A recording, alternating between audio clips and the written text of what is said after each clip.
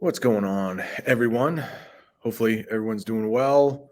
Got, I think, a few more people at home today because they have to be. So, hopefully, you're all doing well at home. Before I forget, try to get some earphones, earbuds, AirPods, whatever, headphones. Try to get those for Friday because remember, I'm not going to be here and I won't be here next week. So there will still be lessons that you can watch and some assignments that you can do. We're going to start on a new article. It's a pretty difficult article, but I'll be here to read it for you. And then there will be some, I think, pretty difficult vocabulary words, some of the most difficult we've done so far. And should be good. But if the sub is not able to play the videos over the projector, then at least you can watch it on your own. And of course, if you're at home, that's even easier.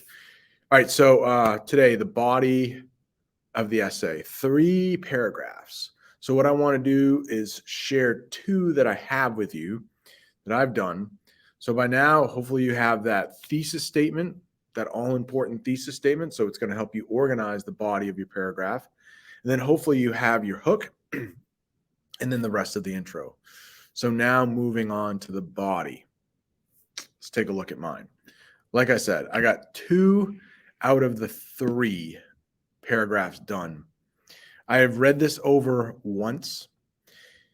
Yes, so I wrote it and I've read it over once.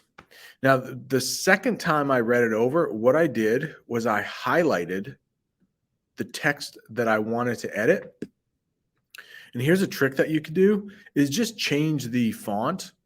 I'll just go Arial, just so it looks a little bit different than when you wrote it. And that's actually going to help you catch more mistakes. If the font is a little different, I do that all the time. So Georgia, that's a good one right there. So, and I will change it back so it all looks the same. This is, remember, Times New Roman 12. This is Georgia 12, but remember, Turnitin, Times New Roman. That's what your teachers are going to want to see in high school.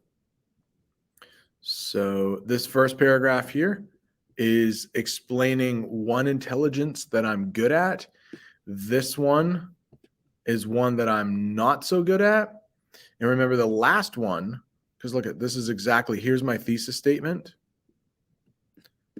One that I'm good at, first paragraph. One that I'm not so good at, second paragraph. And then tomorrow I will write this one intelligence I wish I was better at. I haven't decided which one that is. Maybe spatial, but I don't know. Still thinking about that one. So let's talk, or let's read, I should say.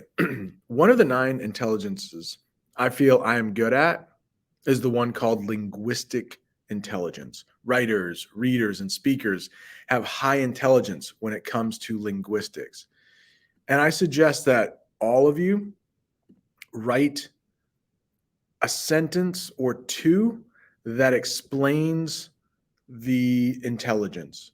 Pretend that your reader is not me. Pretend your reader has no idea about these intelligences. So you just want to take a sentence or 2 and explain what, if you choose musical, it probably will only take a sentence because musical, it sounds like what it is. But maybe for intrapersonal, you would take a sentence or 2 to talk about how it is knowing yourself well, something like that. All right, back to this even bigger. Get rid of me.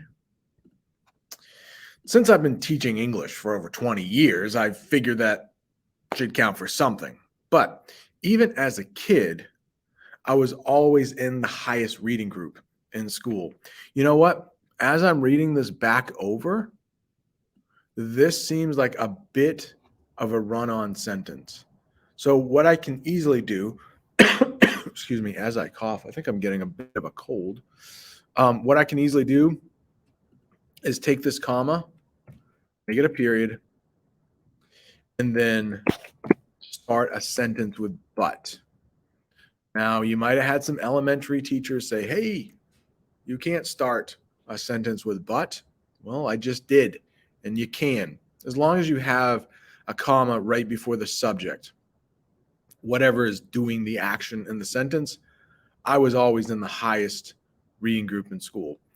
This is going to sound like I'm bragging a little bit, the rest of this, and it makes me feel a little uncomfortable, but you should, like, if you pick, and I hope you do, one that you're good at. I mean, it is a little bit of bragging here. I don't even remember learning how to read. It seems I've always been able to do it. I also like writing. In fact, roughly 10 years ago, a literary agent liked my writing so much, she signed me. Unfortunately, even though I never got a book deal, Disney, Scholastic, and some other big name publishers read over my work. I also teach English as a foreign language on YouTube, and some seem to really enjoy it. Yeah, humble brag here for a second. I'm almost 8,000 subscribers. It's getting there. I got some channel members. I got about like 71 channel members, people that actually pay me for like a little bit of extra content. Some like mostly I do like personal like vlogs and stuff like that. But yeah, takes a long time on YouTube. Even if you have a viral video, it's not the best. It's not the best thing. You want that steady growth, and that seems to be happening for me. So year to year, you got to look at it. I've been doing it for 2 years. It takes a long time. A lot of the bigger channels have been doing it for like 7 years before they hit it. Well, usually three or four before they hit it. All right, going back to this now, I'm going to humble myself a little bit and talk about one that I'm not so good at. In fact, pretty sad here. So what you want are some good transitions from one paragraph to the other. So for this one, I used another.